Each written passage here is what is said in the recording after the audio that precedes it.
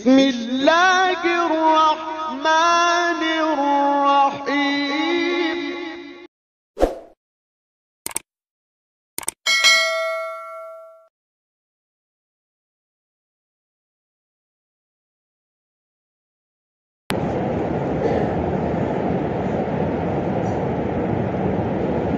الحمد لله الذي كفل أرزاق الأنام وفصل أنفعها بحلال وأضرها بحرام، وهو العليم بمصالح الأحكام.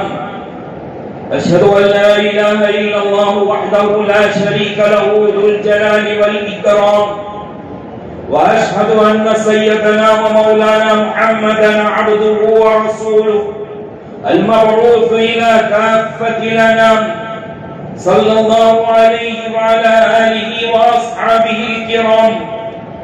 أما بعد، فيا معشر الإخوان، إن من آداب المعاشرة الإسلامية تهذيب النوم واليقظة والبطلان. فاعلموا أن كل ما حرم الله ورسوله فهو حرام، فكلوا ما عداه واتبعوا سنن سيد الأنام عليه الصلاة والسلام في النوم واليقظة والشرب وأكل الطعام، فمنها الوضوء قبل الطعام وبعده، والأكل مجتمعا حافتيه بالبسملة، والأكل جالسا باليمين، وفي الشرب كذا، وألا يأكل متكئا، والعروق الأصابع بعد الطعام. ومن سنن النوم ألا ينام قبل العشاء ولا يسهر بعد العشاء. وفي البابين أحاديث رويت عنه عليه الصلاة والسلام لا يسع ذكرها المقام. أعوذ بالله من الشيطان الرجيم. يا أيها الذين آمنوا كلوا مما في الأرض حلالا طيبا ولا تتبعوا خطوات الشيطان إنه لكم عدو مبين. بارك الله لنا ولكم في القرآن العظيم، ونفعنا وإياكم بالآيات والذكر الحكيم. إنه تعالى جواد كريم ملك بر رؤوف رحيم. أقول قولي هذا واستغفروه من كل ذنب وخطيئة إنه هو الغفور الرحيم.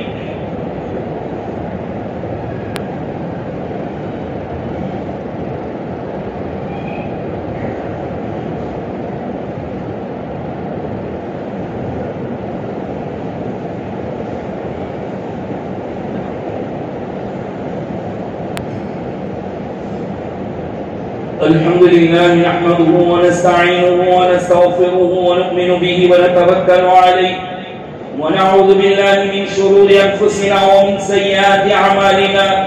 من يهد الله فلا مضل له، ومن يضلله فلا هادي له.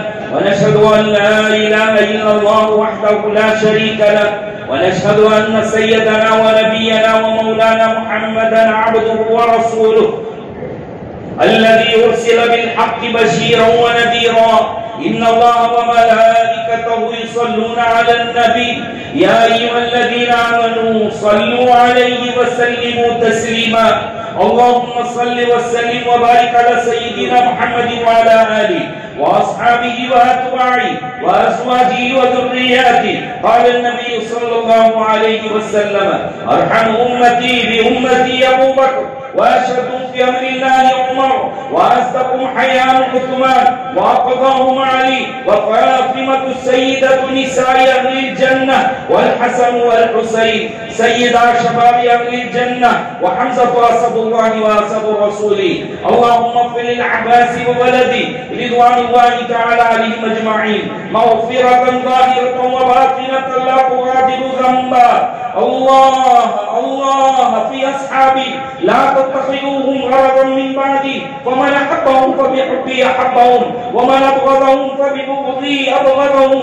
وخير القرون قرني، ثم الذين يلونهم ثم الذين يلونهم. اللهم أعز الإسلام والمسلمين بالإمام العادل بالقوة القاهرة والسلطة الظاهرة على الكفرة الباغية، واغفر اللهم لجميع المؤمنين والمؤمنات والمسلمين والمسلمات الأحياء منهم والأموات. اللهم أيد الإسلام والمسلمين، اللهم انصر الإسلام والمسلمين، واخذل أعداءهم اليهود والنصارى والمشركين. اللهم شتت شملهم ومزق جمعهم وفرج جمعهم وهلك أموالهم وأولادهم واقطع دابرهم وامحو آثارهم.